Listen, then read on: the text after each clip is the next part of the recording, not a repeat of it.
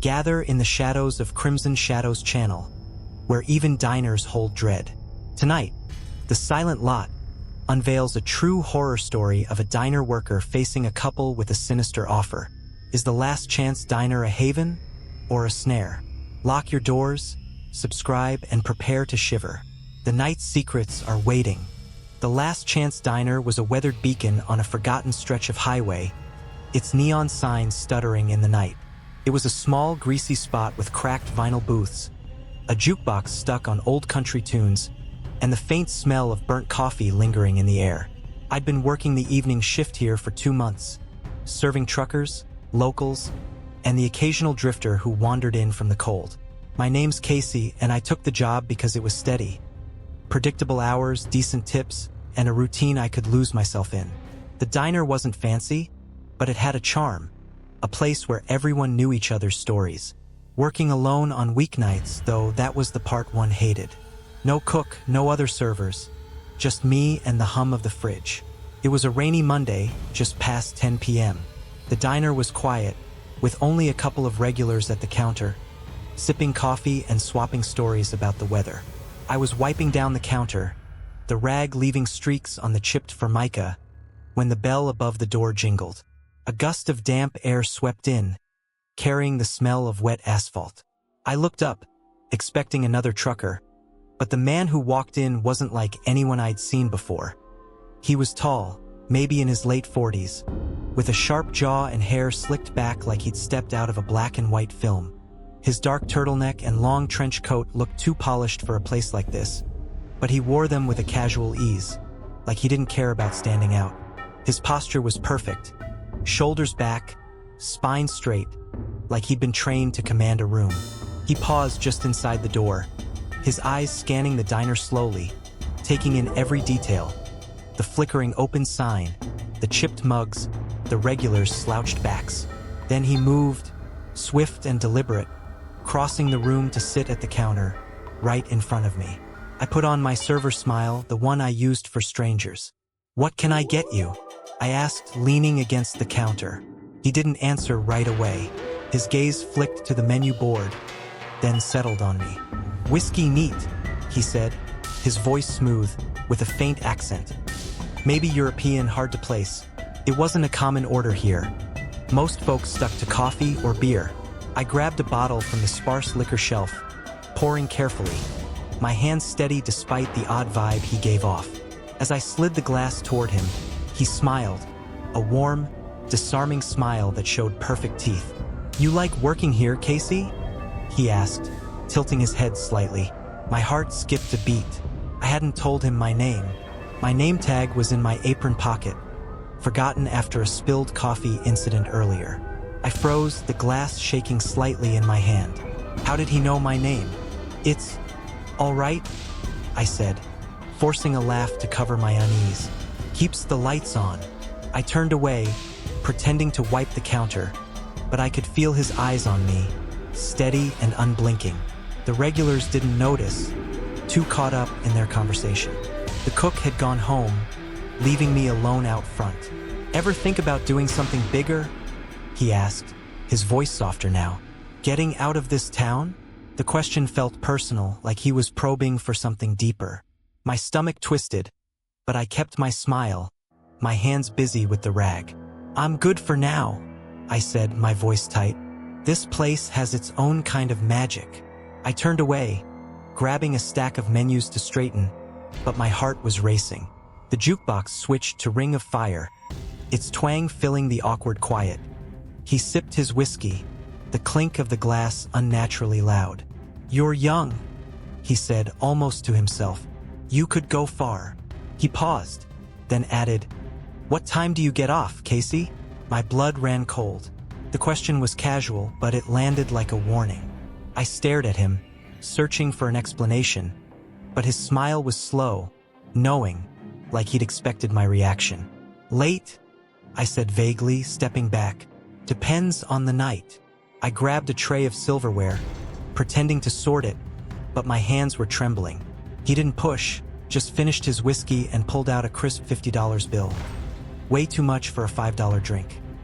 He laid it on the counter gently, like it was nothing, and stood. "Keep the change," he said, his voice a whisper. Then he walked out, the bell jingling behind him. I stood there, staring at the bill, my breath shallow. The diner felt smaller, the air heavier. I pocketed the money, but my hands wouldn't stop shaking. I told my boss, Frank, about it the next day, but he shrugged it off. "Some guys tip big," he said, chuckling. "Don't overthink it." But it wasn't just a tip. It was something else, something wrong. A week later, he came back. This time, he wasn't alone. A woman walked in beside him, her heels clicking on the linoleum. She was in her mid-30s, with sleek blonde hair and a trendy outfit. Leather jacket, skinny jeans. That looked out of place in the diner's worn charm. Her smile was wide, almost too wide, and her eyes locked onto mine the second she stepped inside. They sat at the counter, moving with a strange synchronicity, like they'd planned every step. I set down coasters, my hands unsteady. Before I could speak, the woman leaned forward, her smile growing brighter. "You're so cute, Casey," she said, her voice dripping with warmth. Her fingers brushed my hand as she took a coaster, lingering just a second too long. I flinched, stepping back. How did she know my name? I hadn't put my name tag on tonight. "Thanks," I said, my voice tight. The man didn't speak, just watched us with that same intense stare. I took their order, another whiskey for him, a soda for her, and tried to keep the conversation short. But the woman wouldn't stop. She asked how long I'd been working here, where I grew up, what I did for fun. Her questions came fast, like she was searching for a crack in my armor. At one point, she glanced at the man, and I saw it. A silent exchange, a look that said everything. She turned back to me, lowering her voice. "I run an exclusive club," she said, her eyes gleaming. "Private parties, high-end clients. We're looking for people like you. You could make 10 grand in a weekend." My heart stopped. It was too familiar, too precise, like a script I'd heard before. I forced a laugh, shaking my head. "Sounds too good to be true." Her smile didn't waver. "It's real," she said, leaning closer. "People like you do great with us." She paused, then added, casually, "Step outside for a sec. Someone's waiting who can tell you more." Every instinct screamed at me to say no. I straightened up, my voice firm. "I'm good, thanks." Just then, a group of truckers burst through the door, laughing and shouting about a flat tire. The woman's smile faltered, just for a split second, before she and the man stood up and left without a word. I texted Frank, my hands shaking, and told him to come in. We called the police, but there was nothing they could do. The couple hadn't broken any laws, just creeped me out. The security footage showed them entering together, but their faces were too shadowed to identify. I knew it wasn't over. They'd found me and they weren't done. The Last Chance Diner's neon glow hid a sinister truth. The couple's offer chilling Casey's heart. He escaped their grasp, but the shadows follow. A new place, a new threat, or the same hunters. Stay with us. The terror stalks closer. The Last Chance Diner became a place of shadows after that night. The man in the trench coat and the woman with her unsettling smile had tainted its cozy glow. Their words, my name, the promise of 10 grand, lingering like a bad dream. I quit the next day, unable to face the jukebox's country twang or the regulars' oblivious chatter. The police reviewed the diner's security footage, but it was grainy, their faces too shadowed to identify. They called it a suspicious encounter, linking it to nothing, but I knew it was more. It felt like they were hunting me, and I didn't know why. I needed work, so I took a job at a small gas station called Lone Star Fuel, a few miles down the highway.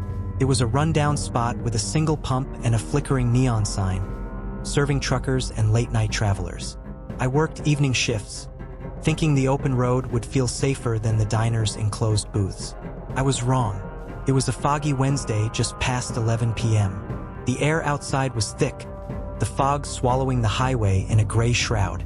Inside, the gas station's fluorescent lights buzzed, casting harsh shadows across the scuffed linoleum. I was restocking the cigarette shelf, the crinkle of packs steadying my nerves, when I felt it. A chill, like someone had opened the door. I glanced up, but the store was empty. The security monitors showed nothing but the pump and the fog-choked road. I shook it off, blaming my jumpiness, but the unease clung to me. I stepped outside for air, the cold biting my skin. My breath puffed out in white clouds, vanishing into the haze. The lot was deserted. The neon signs buzzed, the only sound besides the distant hum of the highway. I leaned against the wall, staring into the fog, the pump's outline barely visible. That's when I saw him, a figure standing by the pump, half hidden in the shadows. He was tall, wearing a dark hoodie with the hood up, his hands shoved deep into his pockets. No car, no reason to be there. He wasn't moving, just standing, his head tilted slightly, like he was watching me. My heart jolted. He reminded me of the man at the diner, though I couldn't see his face. I'd been outside for at least a minute.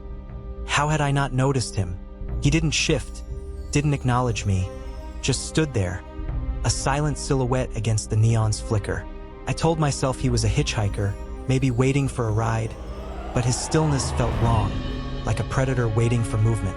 I slipped back inside, the door's bell jingling faintly. The store's warmth didn't calm my nerves. I positioned myself behind the counter, pretending to check the register, but my eyes stayed on the glass door. He was still out there, closer now, standing just beyond the pump's light. The monitors flickered, showing his grainy image, his face hidden under the hood. I grabbed the landline, ready to call my manager, Pete, but hesitated. What would I say? A guy standing outside? He'd think I was paranoid. Minutes dragged by and he didn't leave. My pulse quickened, the store's hum growing louder in my ears. Then he moved. He walked toward the door, slow at first, then faster, like he'd decided something. The bell jingled as he pushed inside, his boots scuffing the floor. He didn't look at me right away, just stood in the doorway, his head lowered, his hands still in his pockets. Up close, he smelled faintly of motor oil and something sour, like damp cloth. "Hey," I said, my voice cracking slightly. "Can I help you?" He shuffled to the counter, stopping a few feet away. His hood hid his face, but I could see his hands, pale, knuckles white, like he was gripping something in his pockets. He muttered something, his voice low and rushed. "Car broke down out by the road. Need a flashlight, maybe some gas." I stared at him, my stomach twisting. There was no car out there. I checked the lot, the monitors, everything. "Where's your car parked?" I asked, keeping my tone even. He pointed vaguely toward the highway, just past the pump, near the entrance. His voice was flat, like he'd memorized it. I glanced at the monitor behind me, my heart sinking. There was a car now, a dark sedan, parked just beyond the neon's glow. I hadn't heard it pull in. I hadn't seen it before. My mouth went dry. "Need help," he said, leaning closer. His hood shifted, and I caught a glimpse of his eyes, glassy, unblinking, like he was studying me. "Flashlight." Checked the hood. I forced a smile, my hands trembling. "Let me call a tow truck," I said, reaching for the landline. He shook his head, too quick, his hand twitching in his pocket. "No truck," he said, his voice sharper. "Just help." He leaned even closer, his breath fogging the counter's glass. I glanced at the monitor again, and that's when I saw it. A shadow moving near the sedan's rear bumper. Low, crouched, like someone was hiding. My blood ran cold. There was someone else out there. "I need to grab something from the back," I said, backing away slowly. My hand brushed the panic button under the counter, but I didn't press it yet. I didn't want to spook him, not until I was sure. He didn't move, just watched me, his eyes following every step. I turned, moving toward the storage room, my heart pounding in my ears. The second I was out of his sight, I slammed my hand on the button. The alarm screeched, a piercing wail that shattered the silence. I expected him to charge after me, to smash the counter or something. But instead, I heard a laugh, a low, guttural chuckle that made my skin crawl. I risked a glance back. He was still at the counter, his posture relaxed, his hood hiding his face. "Clever," he said, almost to himself. Then he turned and bolted out the door, the bell jingling wildly. I ran to the monitors, my hands shaking. The feed showed two figures now, sprinting into the woods beyond the lot. The sedan sat there, its lights off, its engine silent. I grabbed a flashlight from the shelf and shone it through the window, my breath hitching. The sedan's passenger door was open. Someone had been inside the whole time. Pete arrived 15 minutes later, followed by the police. The sedan was still there, abandoned. The cops ran the plates, stolen, reported missing from a town 60 miles away. No footprints led into the woods, no trace of the men. The security footage showed the man in the hoodie and another figure near the sedan, but their faces were too blurred to identify. The open passenger door haunted me. Who was in there? And why me? I quit Lone Star Fuel that night. The neon sign, the empty pump, the fog. They felt like a trap, waiting to close around me. I thought it was over, that I'd escaped. But a few nights later, I saw the sedan again, parked outside my apartment, its engine off, its door still open. Someone was watching, and they weren't done. Lone Star Fuel's fog couldn't hide the hooded man's menace, his laugh echoing in Casey's mind. He fled, but the eyes in the dark never sleep. A new job, a new stranger, but the same dread. Hold tight, the nightmare returns. The Lone Star Fuel gas station was a memory I tried to bury, but the man in the hoodie's laugh and the open passenger door of that stolen sedan clung to me like a shadow. I quit the job the next day, unable to face the flickering neon or the fog-choked lot. The police had no leads. The sedan's plates were stolen, the security footage too blurry to identify anyone. They called it a possible attempted crime, but it felt like a promise, like someone was waiting for me to let my guard down. I moved to a new job, thinking a busier place would keep me safe. A night shift at a 24-hour superstore called ShopRite, a sprawling maze of aisles in the heart of town.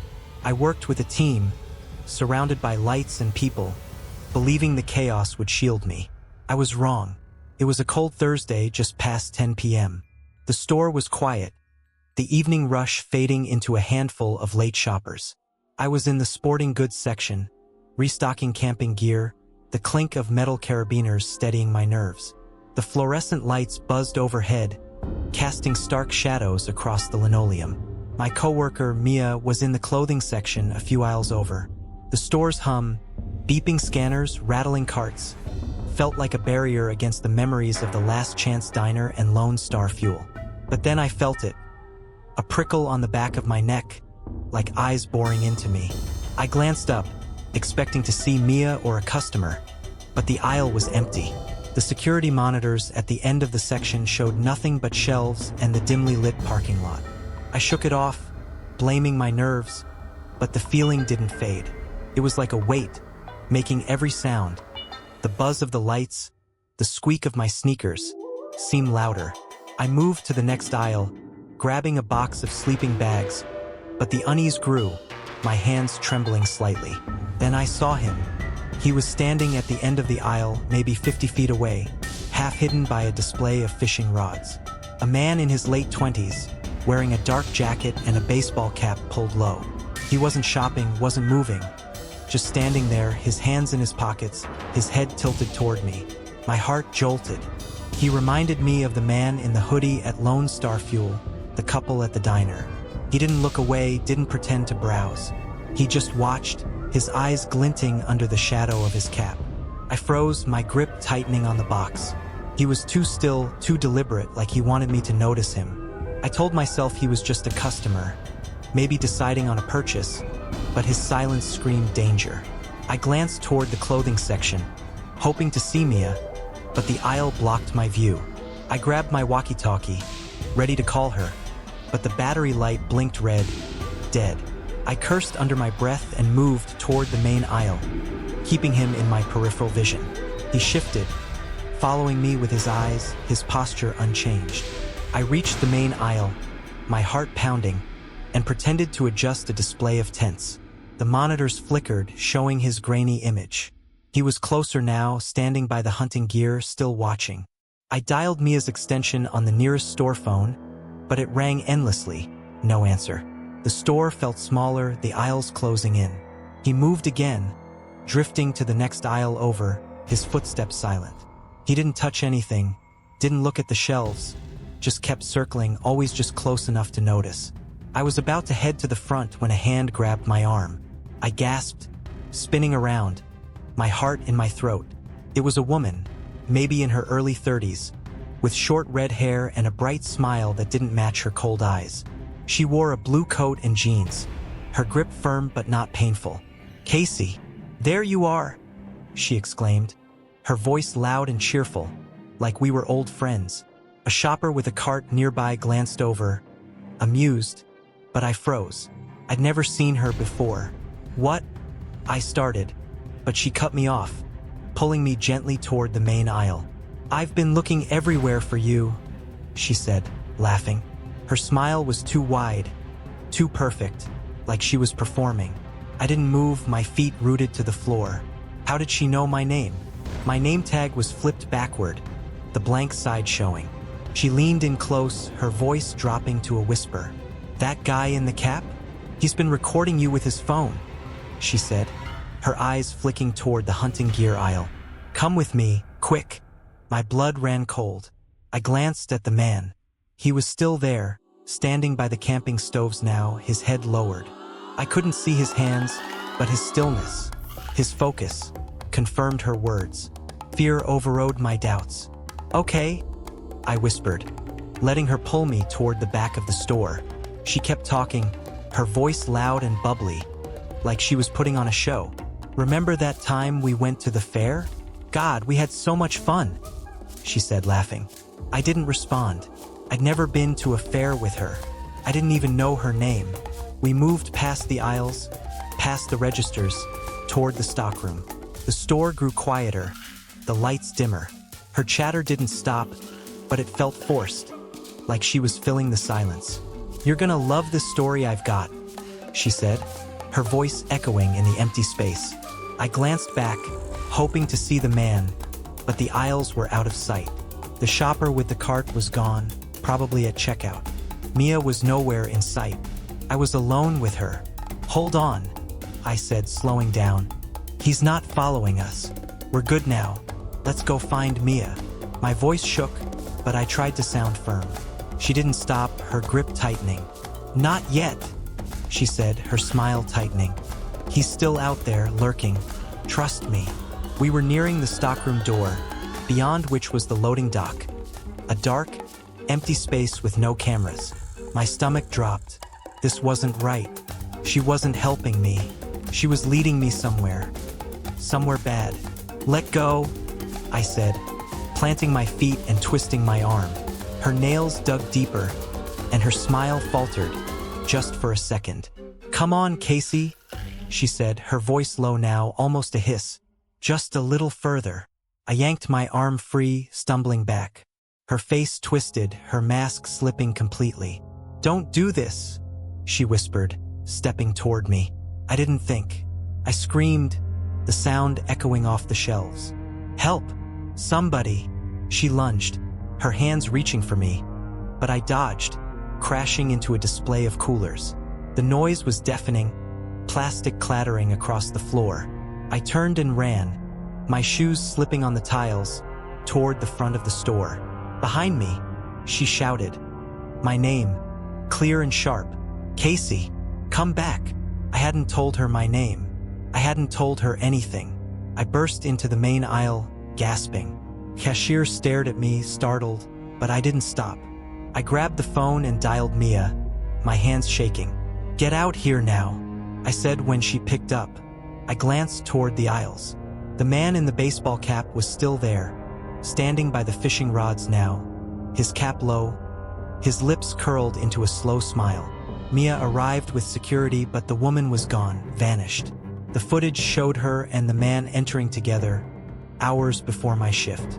They'd been watching me from the start, moving in sync.